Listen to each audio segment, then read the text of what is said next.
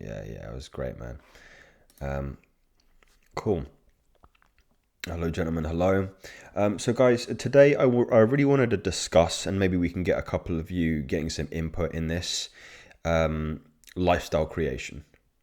Right. I was asked a couple of days ago, if somebody wiped my Twitter, wiped my YouTube, wiped, all my socials, how would I approach, entrepreneurship, lifestyle creation to a point where I was similar to a position I am now and, generally more satisfied, I guess you could say. So what I would like to do is kind of take things very step by step practically from maybe where some of you gentlemen are at the moment and how to start moving that needle towards where you ultimately want to go. So I'm gonna start off with Kunde, actually, my brother, my warrior defending this channel here. What are you currently up to, my friend? Well, I'm currently in college, but on the side, I'm working on a social media marketing agency. Wonderful stuff. And you're fairly young, aren't you? You're 18, 19, I want to say. I'm 16, turning 17 this year. Jesus, 16 turning 17. Man, I wish I was privy to the knowledge and awareness that you are at 16. I didn't get there till I was 23, 24. So I have no doubt just being in the same room with people who are discussing these ideas, you're going to do very, very well for yourself. Wonderful. So you finished college, I believe, so you're still in college, but you're turning your attention more to social media marketing. Yeah. Okay. Where did that idea come from, and kind of what are your strategies? What's your idea? Where is the outcome for you? What do you foresee? Well, it sort of came up to me because in my city, there isn't a lot of agencies. There's only one, and the last time they got a client was in 2017. Wow. So I feel like I could bring a lot of value, and I've seen that there are a lot of small businesses that could definitely scale in terms of more clients and earning more revenue. Great. So it's a local idea. You've kind of just had a look in your environment, seen that some of these businesses are probably typically owned by the older demographic, like in the 50s, 60s, maybe 70s, family-run businesses, and they're stuck in their ways, and they need a little bit of refreshing, and they need to be updating their marketing, I guess you could say. Yeah. Wonderful. Have you decided who in particular would you'd benefit from that service? So are you thinking, specific niche wise, or just trying to get your foot in the door anywhere at the moment? Well, I'm thinking it's going into the hair and beauty. Hair and beauty. Okay, that could work.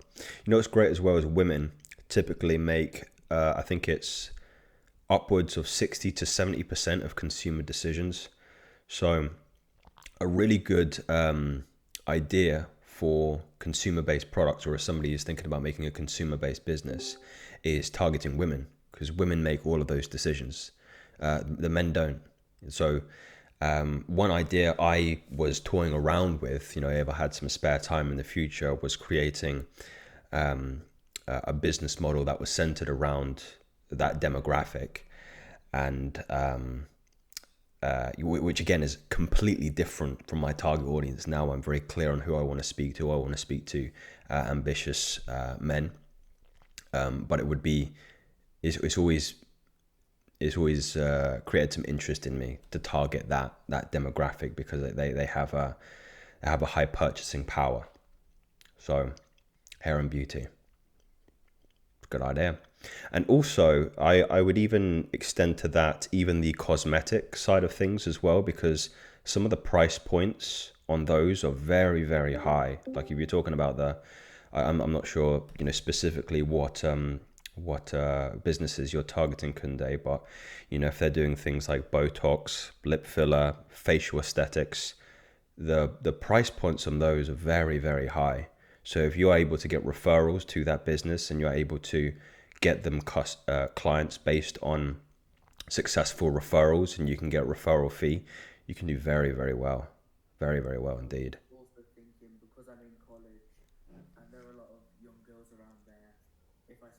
businesses, they could sort of like give them, you know, those gift cards where go 7 times and you get the 8 times free, Yeah, yeah, something sort of like that. for sure, for sure. That'd be a great idea. So, what is your strategy then? Are you are you planning on creating a an Instagram page? I mean, I would imagine that would be the easiest way in, or I suppose TikTok as well. I mean, I'm not very informed on TikTok. I actually try and stay away from it the best I can, but creating a a high followed page and then funneling the referrals into those business outlets. Talk to me a little bit about strategy. So I have a friend who's from Finland. We've been speaking about this because he has his own agency and he sort of does the same thing. And he said he could help me build the TikTok and Instagram and help me get a few clients. And then after that, I can sort of work on it myself. Mm. Okay, so it is TikTok. Your Yeah. specific. Okay, and I'm curious, what kind of content are you creating that kind of pertains to that niche? I'd say short videos because short videos with a lot of like transitions in editing because it sort of gives off that dopamine that people can watch more. And then I was also thinking, oh, I've lost my train of thought. Sorry. So that editing style will definitely be effective for the algorithms are pushing short form content. Unfortunately, as our attention span begins to wane and get weaker and weaker and weaker. Yeah. But I'm more curious about the content of these short form videos. If you're to attract, I imagine. I mean, again, this is a field I'm not too familiar with, but if you're targeting women, demographic range. I mean, gosh, some women are as early as their late teens going into getting facial aesthetics, beauty services, things like that, all the way up to 40s, 50s. I should imagine.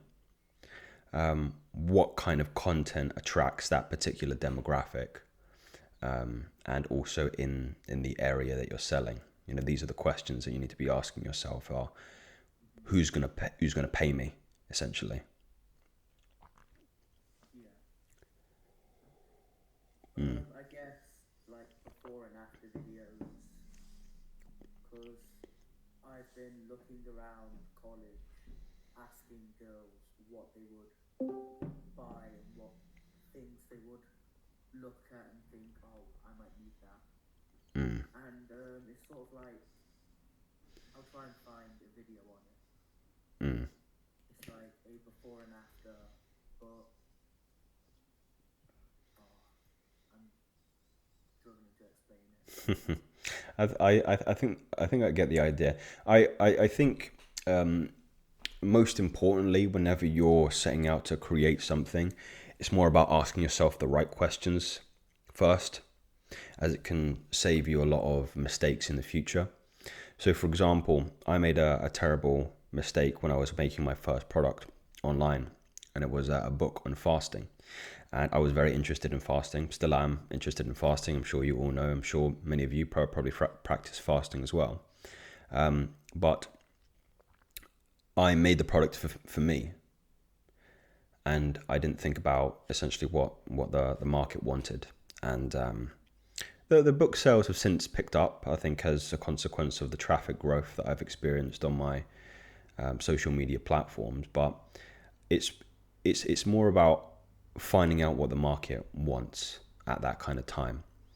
And in many ways, the ways money is made now is it's marketing first, product second. So many people will sell you just on an idea first, but they actually haven't made the product. This is the kind of premise of drop shipping, is that it's all marketing. It's all the angle. It's all, how do I find the right people? Who's going to pay me first? Because there's no point in me making a product or making a service and then I've got that product or service. Now I'm marketing it. Makes no sense, because you don't know if people want it. It's first, can I create a sense of want in the audience? You know, if I'm marketing it in the right area, once I figured out, oh yeah, there is a big want for this, then I create the product. So things are actually done in reverse now, which is very, very interesting. Some people, I think, do take the piss on that on occasion, though, and they get very, very cheeky. But that's a really healthy way to think at if you're planning on, you know, creating something. If you're planning on you know, recouping financial benefits of entrepreneurship, creating a business, is first ascertaining who's going to pay me and what do they want. What value can I bring to them? How can I help these people? If that makes sense. But things like beauty, you know, these things are, you know, timeless products. They'll never run out. I mean, there's always going to be a big market for that. Is again just, you know, finding the right people. I'm just going to take a detour here because operator's asking me a question about my thoughts on women that overly obsess over their man, like constantly talking about him and needing 24/7 and getting bored easily without the man. I sense, operator, you already know the answer to your question in the way that you phrased it here. And the answer is these women typically use these men as a crutch for their loneliness and desperation. I've never been a big fan, and I think it's quite cliche for me to say that if you aren't first happy in yourself, there's no point in pursuing a relationship. Otherwise, you're going to use the other person as dependence on your happiness and your fulfillment. It's never a good it's never a good arrangement for long-term fulfillment, and it's going to leave you in a very, very dark place. And in fact, that's how my first relationship went. You know, reverse it the other way around. I was very, very dependent on my first girlfriend for my happiness and success, talking about them constantly, always getting bored without her. So I think most men will have to learn that lesson in time. I think even me describing that this is something that you need to avoid falls short on the ears, because you need to make your own mistakes in that respect. And I'm sure many men can attest to the fact that one of their first girlfriends, Helios, you're going to have to learn that lesson yourself. And it's a difficult one. It's a really, really difficult one. And it usually is dependent on the relationship that you have with your mother. So, you know, if you have a mother who is very doting on you, very nurturing, and would always be fearful if ever you left the house or didn't call or didn't text, typically you're going to unconsciously look for that in a partner when you first decide to bring a woman into your life. And it's very much like that kind of mother relationship, is that you project unconsciously in a way all of your safety, all of your quality of living, comfort onto your partner. And when she takes that away from you, it can be violent and it can be very aggressive on your psychology. So it's interesting. It's interesting to observe the parallels that can come as a consequence of the first relationship that you have with a woman, being your mother, or if it's not your mother, your grandmother or your auntie, or the first woman that you imprint on when you're born. Your behavior will typically refer back to that relationship. But yes, it's a lesson that I think you're going to have to learn in your own time. The mistake then is once you learn that lesson, is that you can go too far the other way, and you can become very cold, unfeeling, uncompassionate, very distant, mistrusting of women. And that is exactly what happened to me. And then you become a little bit of a bastard. You actually become very alluring and mysterious and attractive to women, because there is obsession about this bad boy, unfeeling kind of narrative in men. But your heart is closed. Your heart is very closed off to a relationship, and my heart was very closed off to a relationship. And you you won't be able to empathize, you won't be able to show any compassion, and you won't be able to build a relationship that's predicated on trust because you don't trust women. So that is another lesson that you have to learn, is that you have to find the balance between both, of being too open to where somebody can cut you deep again, and too closed to where you become distant, uncompassionate, and incapable, of trusting women. So it's a delicate dance that one of my mentors used to say. You want to become the tender, aggressive man. You want to become tender towards women, but you also want to be, aggressive. You have to find the balance between tenderness and being aggressive. Typically sitting more in the seat of your aggression, I would say, because we have a natural proclivity for aggression as men. That's the yang energy, the masculine energy. But if you're unable to show tenderness, softness, compassion, you won't be able to find a wife, start a family. That is a skewed masculine psychology if you're unable to relate to your nurturing and soft side. And you'll find this in disciplinarian fathers that are very, very hard on their kids when they're young, but unable to show them compassion, so they can also relate to people, and especially women, in a soft way. So it's critical for healthy development of masculine psychology to be able to be aggressive, but also not to forget that you need to be tender when interacting with people.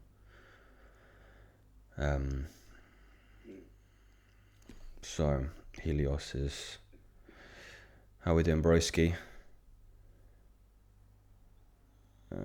Still attached to childhood. Yeah, it's a good way of describing it. So if someone is going through something like that, the only way for them to learn is to get hit hard by reality. Yeah, unfortunately, it's the truth. What's funny is I have some of my family.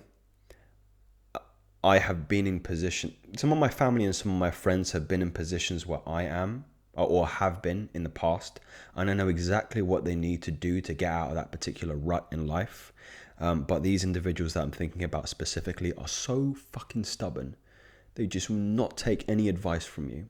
And people, I think, are like this in general, unless you're very, very trustworthy and very, very compassionate. They have to make their own mistakes. It's really, really sad, because you can see them walking into an absolute train wreck. You can see them, they're going to really hurt themselves, get hurt other people, but you kind of have to let them do it.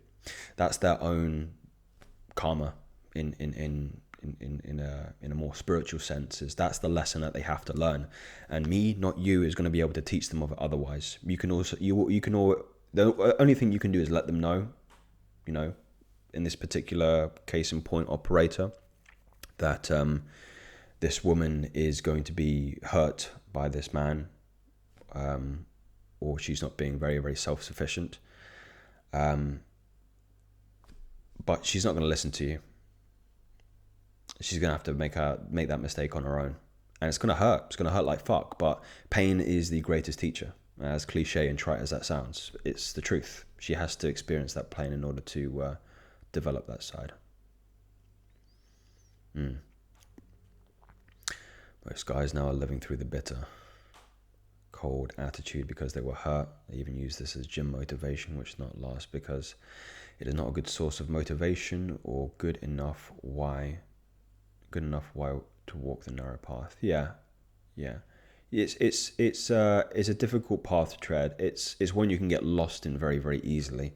It's also the path that leads to kind of like this MGTOW attitude, men going their own way. Oh, I don't see any value in women at all. They're all, bitches. They're all sluts. They'll all cheat on me. They'll find men that are, better looking than me, taller than me, stronger than me, make more money than me. This is a big cope, and it's actually very, very dangerous in the kind of red pill culture that I kind of step in and out. I don't like to associate myself with that because it's very low in spiritual consciousness. And I've met many, many women who are very feminine, who are very nurturing, compassionate, trustworthy, low body counts, and they're out there. But if you close yourself to the idea that that's a reality, you'll never find it. It's like people who despise money. If you're cynical of people that are wealthy and who have a lot of money, billionaires and millionaires, you'll never attract wealth. It won't happen. Because you've already lost here. mind creates reality. And I know that's been something that I preach very much, but it's very, very true. I was actually reading an interesting book called Seth Speaks by Jane Roberts, and it's about a woman who can channel personalities, and these personalities are synonymous with spirits, souls that have been incarnated in the past. And this is very woo-woo, by the way, very, very esoteric, and it could be bullshit, could be not, but it's very interesting how this personality describes thought creation. And it's the idea that when you have a thought, you actually you're creating a quantum effect in reality around you. So all the kind of electrons and particles are starting to coalesce together, and actually they're the building blocks or the blueprints of reality creation. Another better way to think about it is everything in the room that you're in is all a consequence of first an idea, right? And the potential of that idea is there in the forming of the electrons and the atoms and things like that. But it will never come to be unless you first accepted that that could be a reality in the future. So even having the thought form or the idea that yes, there are women out there that have low body counts, that are feminine, that are soft, that are open to you exploring your masculinity, you're creating potential in the quantum. You're creating potential in the universe for that reality to occur. It's very, very deep, very, very esoteric stuff, but I found it to be true. I found it to be very true. Scarily true in some cases. And it can act very quickly depending on the emotional charge that you also pair with the thought. So the actual keys to reality creation are first to have an idea, but it's not enough to have an idea. You need to charge the idea with a positive feeling. And the way you do that is that you look back on positive memories in the past and you pair that with your visualization of what you would like to appear in the future. And that affects the quantum realm in a stronger way. What's also interesting in the book is that Seth, which is the personality, says that there are certain points in the world where these quantum points are stronger than others, and he describes it like fertile soil. So if you're a gardener, you're trying to grow, flowers or potatoes or carrots or anything in the earth, you know that there are certain parts of soil that are more fertile than others. In the same way, there are certain places in the world where reality is more fertile than others, and ideas will more readily grow quicker in that fertile soil than others. Again, just theories. Who knows? I think this reality thing was also mentioned in the Gospel of Thomas, I believe. Oh yeah. You know about that one? Yeah. Where was it Jesus or just the book in general that said that reality is created by our mind, and if our emotions are not aligned with our spirit, then our thoughts that are projected into the universe cannot align correctly. Thus, we cannot manifest. Yeah. That's I believe that the premise of essentially what you and I are talking about are the same there, and that is detailed out there in the Gospel of Thomas, which I believe is a lost gospel, and it's part of something else which I'm losing. I actually don't have. I can't think of the word. It's part of a group of texts, but it's very, very powerful. You can actually find a free PDF online, I think, of the Gospel of Thomas. It's interesting stuff, and teachings of Jesus Christ. Ghosty, is the inner part of you who always tries to lead you to comfort in those split-second decisions always going to stay in your life, or is there a way of forever silencing that voice when in a disciplined life? Yeah, because that's a natural part of your survival mechanisms. Unfortunately, there's no undoing that unless you're able to remove yourself from your body, and we can't get there quite yet. I think Elon and the AI group are trying, but no, it's part of the biological mechanism that we live in. I've often been quoted to say that we're not evolved for the environment we live in because our biology is still sensitive towards fight and flight mechanics. So the part of you that's always leading you to comfort is a survival mechanism, and there's no getting away from that. You can discipline it, you can train it, and it starts by doing. Having, I think it's the fore part of the brain, having better control of your limbic system to be able to take action in under moments of duress. So when your amygdala is firing and the cold water is hitting your body, you'll want to run away, but you have to have your limbic system working to stay in place and embrace that discomfort. So you get stronger at doing that, but it never goes away. Never goes away, unfortunately. And you don't want it to go away either. You don't want it to go away either. It's necessary. It's very, very necessary. If we can expand a little bit on that, I've been watching a lot of courses that last 8 weeks on flow states, and in that course, which is absolutely, like, to me, it's very mind blowing how entering flow can boost your productivity and your creativity. Mm-hmm. And one of the guys there, he was talking about when you are in a state of flow, that voice in your head doesn't talk anymore, because I think you could relate it to that. And if you practice flow states, in that sense, you can kind of, I guess, remove that voice, but it will never go away. Sure. Where does your mind go? Sure.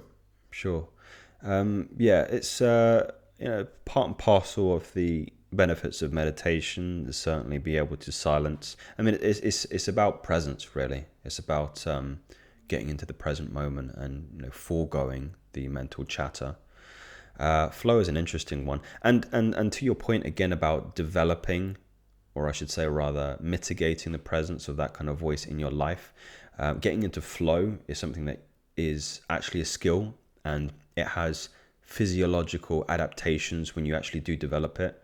So Cal Newport's Deep Work book, which I highly recommend if you haven't read it yet, actually there's a chapter in there which states that when you consciously focus on a specific task for long periods of time, I believe your neurons, and I'm paraphrasing here, so don't take everything literally here, your neurons, the myelin sheath over it, which lubricates the neurons, gets thicker, meaning that you can stay in flow longer, and you actually have a stronger, more sustained period of concentration.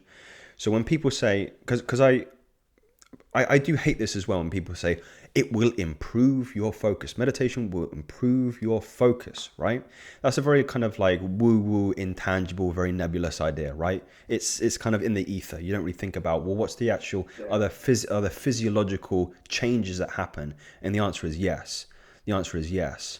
And I believe as well, so the myelin sheaths will get thicker, and also there are certain areas of the brain that get denser. I believe the grey matter in the brain in some monks has been known to be 20, 30, 40% thicker in monks than it is in the average Western man or woman. So yes, there are physiological changes that coincide with practicing focus, practicing meditation, practicing flow. That's super interesting. There in the courses that I'm watching, there are brain scans where they show that the frontal cortex during flow is actually inactive, or at least part of that frontal cortex. Because flow actually happens when you go lower in frequency in those alpha waves. Yeah. That makes sense. Yeah. It's great. Yeah, it's fascinating, and I think it does favor those individuals that are probably a little bit more rational minded and like to see the evidence that what they're doing is actually bringing about solid, tangible changes in their lives. I've always been somebody who has been sensitive to feeling, so I can. They call it, I think Huberman calls it interoceptic and exteroceptic sensitivity. So I'm very, very sensitive to the internal mechanics of, my heartbeat, which is a skill, by the way. So guys, if you're more sensitive towards interoception, it basically means that you have a heightened sensitivity towards the internal mechanisms of your body. And one way you can do this, I found out, is if you're able to listen to your heartbeat without using your fingers on your carotid or on any kind of pulse in your body. So if I'm not speaking, I can feel when my heart's beating without having to feel for it. So I have a heightened degree of interoception inside my body. And because I've been meditating for so long, I also can experience or know that it's actually having a tangible effect on, you know, how I'm behaving, how I can focus, how I interact with people.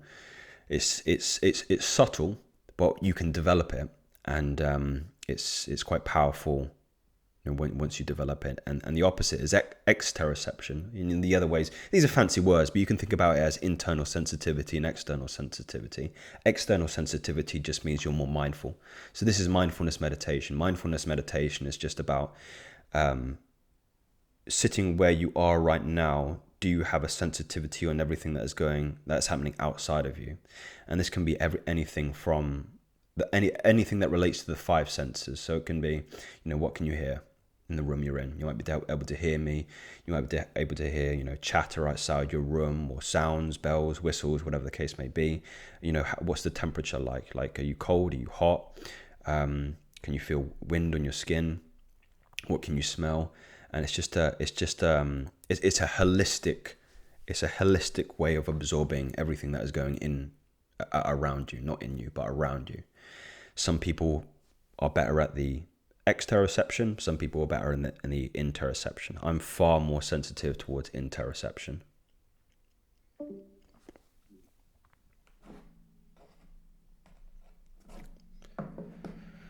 Right. Checking in with everybody. I'm open to some Q&As here. I was going to ask you a question about because you spoke about women and you know, a wife. And I've had this question in my mind, which is your wife predestined, or is your wife already out there somewhere, or do you actually need to search for it? If that's the correct, yeah. It's an interesting one. Maybe we can try and figure this out together.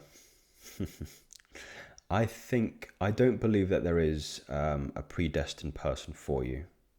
I believe that there are many not predestined people, but many people that will be able to fit in with your lifestyle, with your psychology, with your spirit, with your, you know, wherever you are at your life. I think you can become more receptive to that depending on your temperament, depending on, you know, what you're thinking about. One of my mentors actually has is kind of like a meditation or a visualization, where by depending on where you are in your life, you can bring people like that closer towards you. So this I suppose, again, I hate the word manifesting, but it's just being more sensitive and more perceptive and open to the idea that there is a woman that can meet you in line with your values. And he does or shared an exercise of praying and visualization with that ideal partner in mind. And he's had some students that have been successful in bringing that like person into their lives. Do I believe that that's always the same person? Probably not. I don't know. I would like to get your opinion on that. That's if you look at, well, if you believe in the idea of destiny and that God has already put everything for you out there, I still don't like the idea of having someone that's predestined, because you always change. You change through experience and you change through life phases. So the ideal partner also changes in your mind and how you visualize it. Like if I look back 5 years ago, I would think completely differently than now. Now it's more like I'm not actually ready yet in terms of my if you look at me now, I would say that I need a few more years to establish an empire, if you want to call it that way, and then I will bring. But at the same time, I would like to have a girlfriend at the moment, but I just don't know what's the correct. So I think it's uh, just like you said, it's are you receptive, but it's also are you ready Yeah, that's at the true. same time. I mean, I really again will double down on the last point is that when you're in a place to receive it, usually that's when those opportunities will happen to you. And yeah, I think that's the best way to approach things. I was just thinking that the more deterministic individuals would say that depending on God's omniscience, He already knows what changes you're going to make and where you're going to end up with. But as Neo in the Matrix says, I don't like the idea of not being in control of my life ultimately. But then again, if we're all God just in masquerade, it doesn't really matter anyway. We're all going to end up in the same place. It's just taking different routes and paths to get there. So it's a difficult one. It's a Hmm. difficult one. But That ties, yeah, go on. that ties to. Oh, sorry. No, please, please. Yeah, that ties to the whole. Is there a plan for your path as well? Because it's not only about having the right partner, but it's about your life's mission. Is is there a predetermined path that you can take multiple ways and roads, and you can, I guess, cross or take a longer way? But ultimately, it's the same path at the end. It's the same result. Yeah, boy, we're getting to the big questions today, aren't we?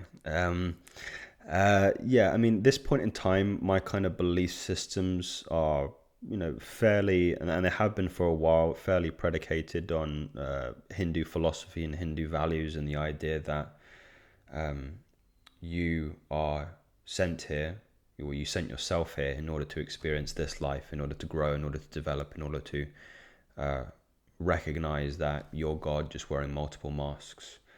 And once you're kind of done here, you go to a place, and Seth described this as well in Jane Roberts' book. Seth speaks is ultimately when you die, when you leave this body and you go back to source, you're giving a choice between reincarnating again.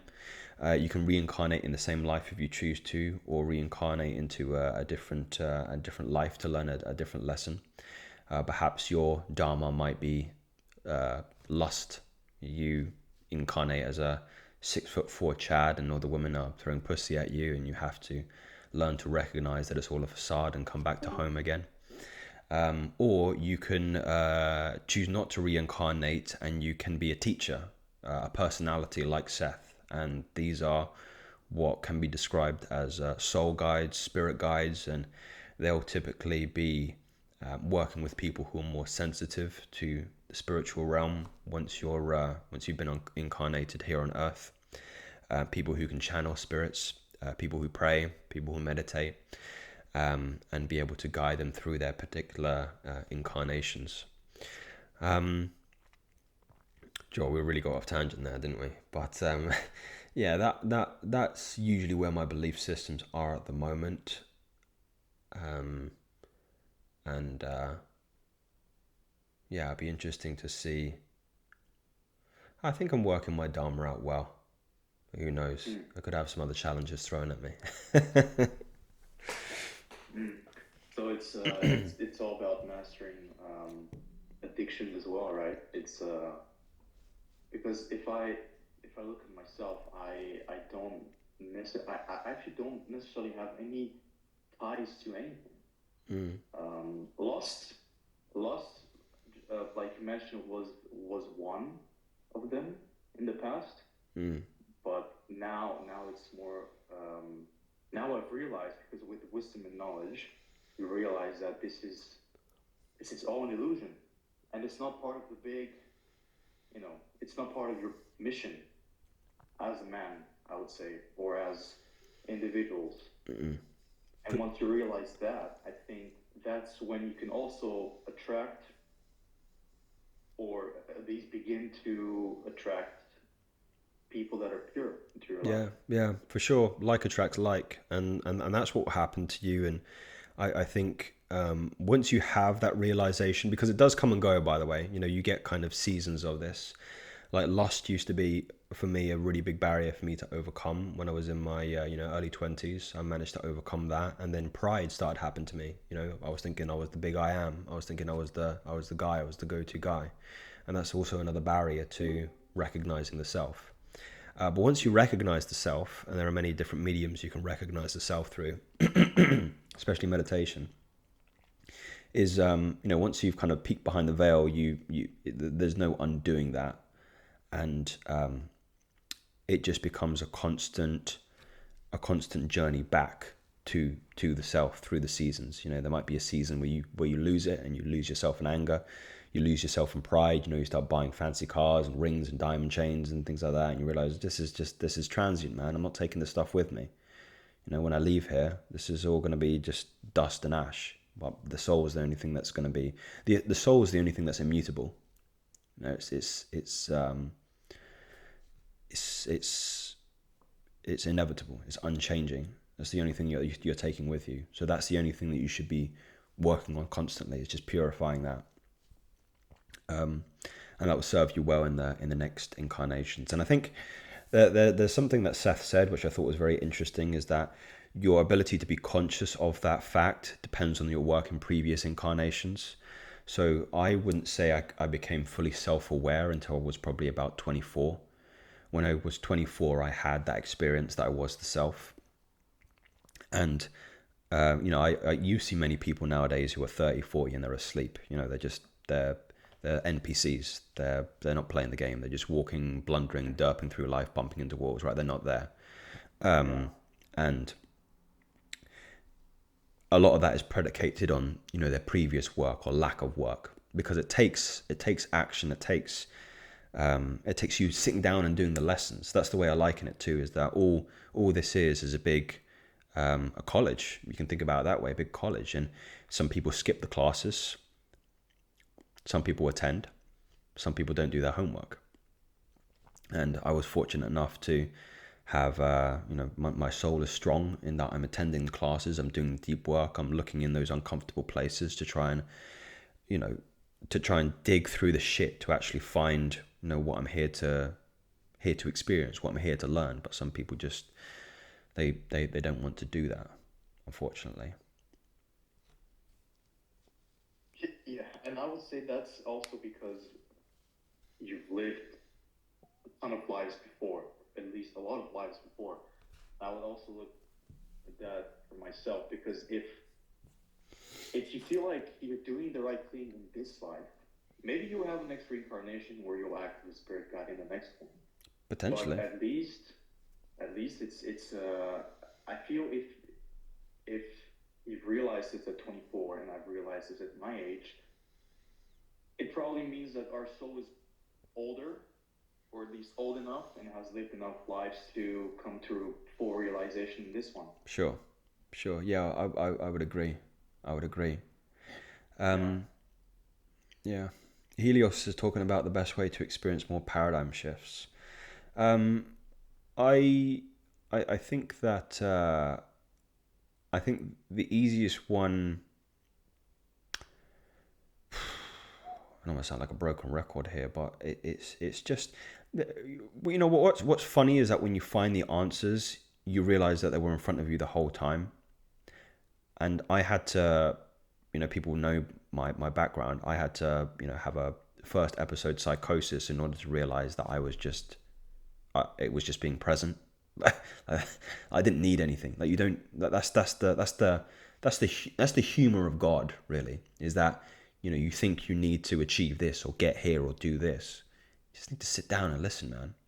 Just sit down and listen. Just cut out the noise, and you'll hear it. It's funny. It's so funny. I'll be wary of shortcuts. Psychedelics, things like that. I think they are shortcuts. I think they can be a very, very useful tool if used with intention, but I think many people do use them recreationally rather than a tool to allow yourself to develop, be it spiritually, physically, mentally, and have those shifts. Every single time I've had a psychedelic, it's always been a positive experience because I went into it with the right intention. So psilocybin has been a personal favorite of mine for giving me those moments where I can kind of peek behind the veil and experience the self in a little bit more, what would you say, intense way, I guess. But I've had meditations that have been strong, if not stronger than psilocybin trips. You know, they don't always happen, but there are some that really spin you, literally spin you. Ghosties talking about death. If death would have came upon you, do you believe your ancestors' stance on your beliefs and current life before death would cause them to be proud of you? Do you believe there is another version of you that they would be proud of that isn't far from the future? I need to read that again. Do I believe my ancestors' stance on my beliefs and current lives before death would cause them to be proud of you? I'll open this one to the group. Living how you're living now, guys. Are your ancestors looking down and are they proud? Are they proud of how, I suppose it's your moral philosophy, your values, your understandings and beliefs about how reality unfolds underneath your feet? Is that something to be commendable, or is that something that is, they're looking down on you and they're shaking your head? He isn't getting it. You're not getting it, dummy. You're just you experiencing you. Do you believe there is another version of you that they would be more proud of that isn't far from the future? So that question is wrapped up in both reincarnation and the what's it called? The multi-dimensional reality theory, which is a difficult question to answer. I would say yes, to answer simply. I think that I think that with my knowledge and understanding of how I believe reality unfolds through reincarnation, that I'm just trying to act from the level of my soul and not from the level of my ego. Like, I'm trying to play Joseph. I'm not trying to be Joseph. That's the really important thing, is that you shouldn't try and be you. You should be playing you, right? All this, like this is just a character in an RPG game. You know, I'm playing Joseph right now. I'm not Joseph. I'm experiencing Joseph, right? And the same thing with you is, you know, here's another way to look at it. People think that your soul is in your body, but your body is actually in your soul. Your body is an extension of your soul, and it's wrong to think about you having a soul in you. No, your soul is your body is an extension of that soul.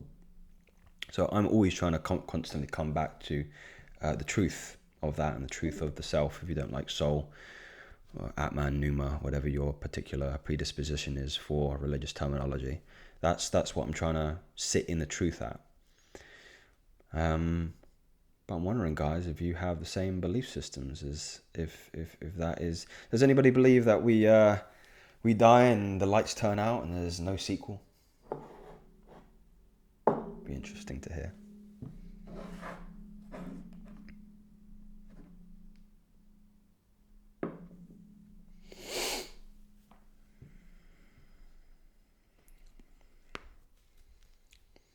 I think it goes against the very nature of existence. I don't think there's a single thing in reality that is descriptive of that kind of example, to be honest. I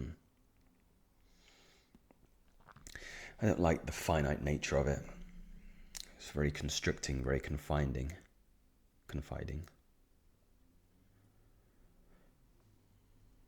Helios has a SOP. You're going to have to help me pronounce that. Expand on that perspective, Helios. If it isn't too long. I've just realised the time here.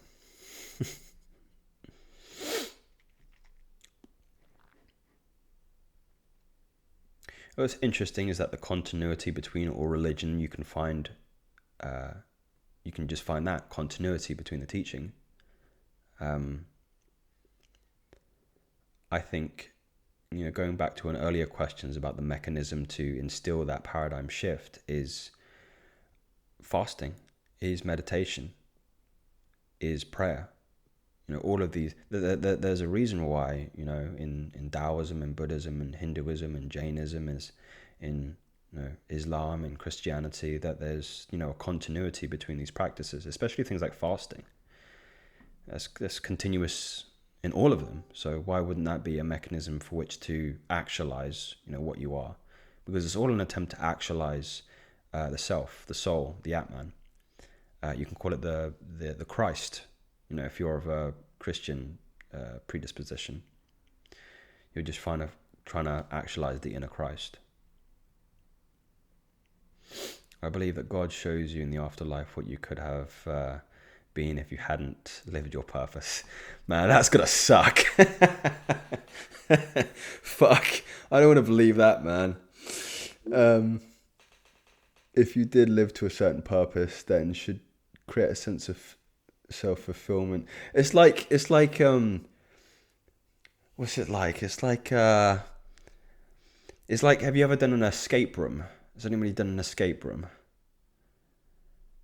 Those are fun stuff. It's like a little puzzle that you play with like some friends. It's like you get locked in a room and you got to figure out the way to get out of the room, and you're trapped in this one room for like an hour, and then people come out and they get you and they tell you all the shit that you missed. That's what it feels like, and you just feel like an idiot. You should have done this. You didn't do that right.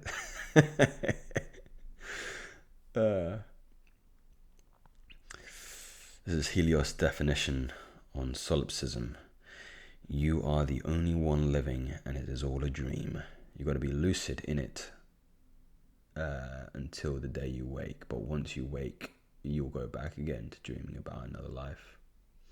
I can see the appeal and the evidence to suggest such. It's kind of runs parallel to some matrix theory as well, I think, sprinkled in there as well, and it's all a dream. And you got to be lucid. Yeah, lucid, another way of just being conscious, is being present. But one day you'll go back again to dreaming about another life. Yeah, I empathize with that idea. It feels like sometimes it is all a lucid dream and you're just trying to become conscious of it. Sometimes days pass us by, gentlemen, and we haven't been there at all. We just haven't been present, and you've been dreaming. But to be lucid is to be conscious of that realization that you can create it all. It's all within your jurisdiction to create reality, to transurf reality. Yeah, I can see the appeal. There are certainly stuff that I think is of merit there, of significant merit for sure. How did we get so deep into esoteric waters? Always seems to befall us. Follows me around everywhere I go. We'll have just one little bit from Ghosty, and I think we'll sign off for today, gentlemen. Ghosty's talking about what I wonder about is if there's another life after the afterlife itself, if the soul stays, but how many lives are there exactly, I wonder. I think that it's just an oscillation between those two. And if you look at if you look at the 3D realm, everything is just a pattern of oscillating between expansion and contraction. And that's what they say that the universe is. The universe is just expanding and contracting. So what's just going to happen is life, death, life, death, life, death, life, death. It's a paradox. It just happens again and again and again and again and again. What will happen is that at the end of this particular life, you'll go back to being God, and the realization that you are God. So you experience the oneness of everybody. So you'll realize that, I am Helios, I am Ghosty, I am the operator, I am all of you guys in the chat, I am you, right? I know it might sound silly, but we're speaking through disguises at the moment. When we die, we'll be reunited. I'll see you all again, by the way. And then what will happen is once we're one again, we'll think, I want to be separate so I can experience my oneness. So that's just going to happen. As we separate, we come together. We separate, we come together. We separate, we come together. And just goes on and on and on and on and on and on and on. things may change, like the skin of things will change. Maybe we'll find aliens, and then that will be another piece of Dharma that we have to realize, oh, we're the aliens as well. And then again, it just goes on and on and on. But again, these are just theories, gentlemen. Take what is valuable, discard which is hokum. And we'll do another live maybe next week. Next week is looking very, very busy for myself. But we'll speak soon. I'll upload this to my personal YouTube and share it for the guys that haven't seen. But as always, gentlemen, pleasure speaking with you and chopping it up this Wednesday. Take care, dudes.